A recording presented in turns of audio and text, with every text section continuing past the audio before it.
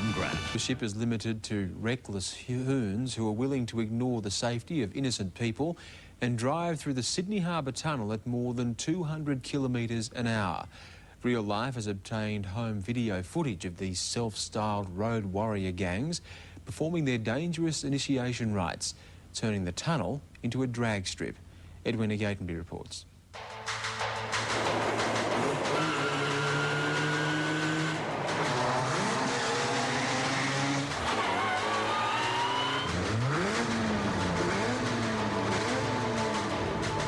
It's an illegal and highly dangerous game, played with some of the most powerful machines on the road, and it's been a secret until now.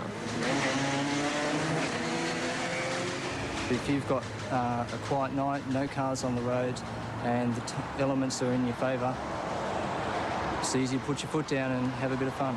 I don't think you could describe to anybody what it's like really, unless you know, to do it yourself.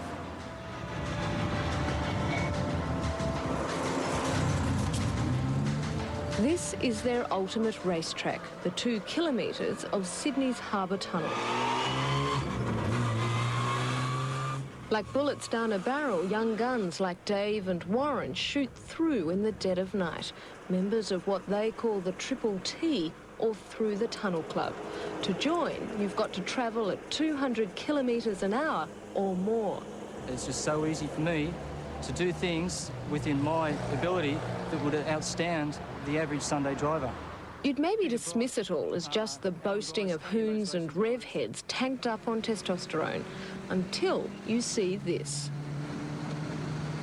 A home video taken of a Triple T driver making his initiation run.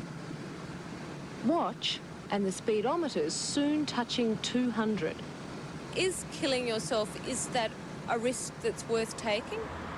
Sometimes it is, because if you're going to do those speeds, you are always thinking in the back of your mind, if something goes wrong, you're dead. Do you worry about killing other people on the road? Yeah, I do. Then why do you still do it? I don't know. Just when I'm in the car, you know, and I decide to do it, it's done. This time sticking to the 70k speed limit, David relives his own first run from the moment he enters the tunnel. Probably quite a bit of adrenaline running through my system at the time, and I'd probably be up to about 130, 140, seeing the clear run ahead of me, that there's no cars ahead. You just plant your foot and let it go.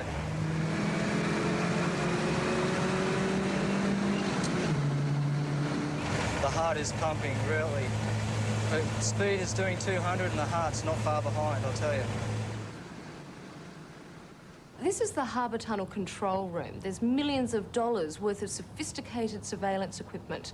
These pictures are from the 40 cameras inside the tunnel, and they're monitored round the clock. So you'd think all this would soon put a stop to the activities of Triple T. But amazingly, that's not the case, because there's nothing here that can produce evidence of speeding.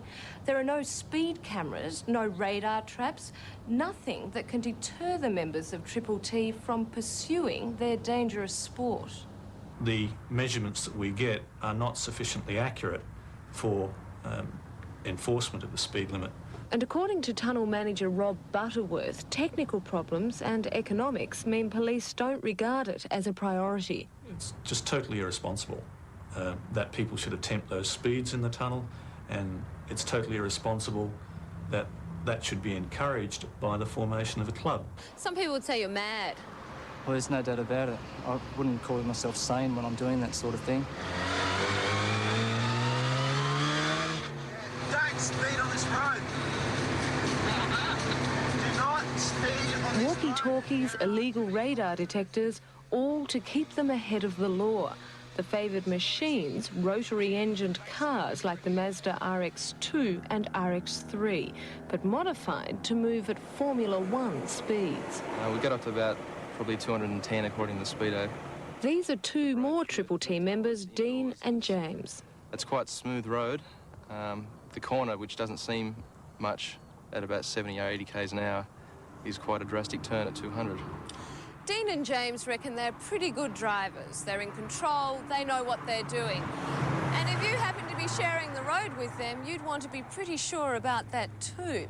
Well, we think we've found the perfect place to check out just how safe they really are. We've got a fairly modified engine here. What's the main modification? Basically, I've spent about $2,000 on the engine. The main modification would be the larger turbo. Basically, more air in, more air out, and more horsepower. Ian Luff, a racing car driver and one of Australia's top instructors.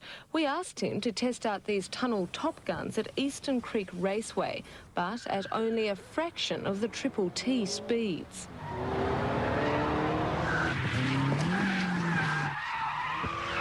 What's the speed down through here? 100. Keep going, come on. How are you doing 100? You reckon you do 200 on the road?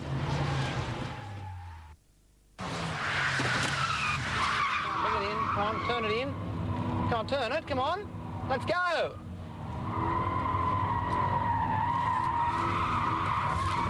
On the brakes. On the brakes. Whoa, stop. Stop the car. We're just dead. I mean... Now, these guys say that they have driven up to speeds of 200 kilometres on public roads. Would they be safe in that situation? No, it's absolutely crazy. Even if they were Peter Brock, you couldn't handle it at that speed if something went wrong, like if a tyre blew out. I thought I would have went a little bit better than I did, but as you've all seen today, both of us stuffed up every now and then. Everyone has their interests, and I pursue my interest to what I believe is...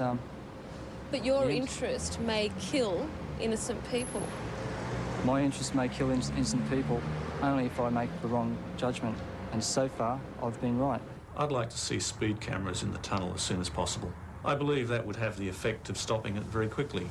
But that decision rests with the police. So far, there have been no serious high-speed crashes in the tunnel, but Rob Butterworth says it's just a matter of time. Do you see yourself going through the tunnel again at this speed? There's no doubt about it. So you drive in a car like that, you get the itch, you put your foot down. If you get out safe and sound, it's all worth it.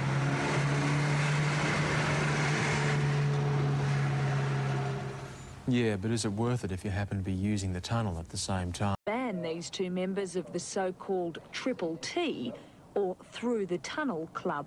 The corner, which doesn't seem much at about 70 or 80 k's an hour, is quite a drastic turn at 200.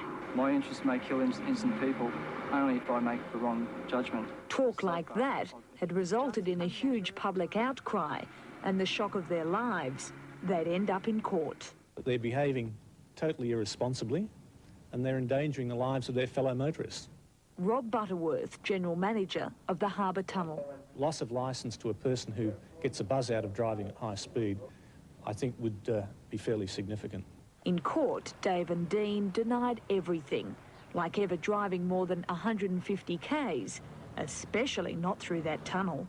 It's just so easy for me to do things within my ability that would outstand the average Sunday driver. Dave said he was just acting for our cameras when he said that. Now Dean says that was just bravado. Did their previous speeding offences and attitudes mean they were fit to drive? The court decided no, but cut the ban from 3 years to 1. Both sides claimed victory. We're not disappointed in the slightest. It's been a successful result. Are you pleased though? Yeah, I think they're very pleased. One last question for Dave and Dean's lawyer. Do you think that they're safe to be on the road? Bit of hesitation there. The ban comes into force in 5 weeks, and then finally these young guns are off our roads.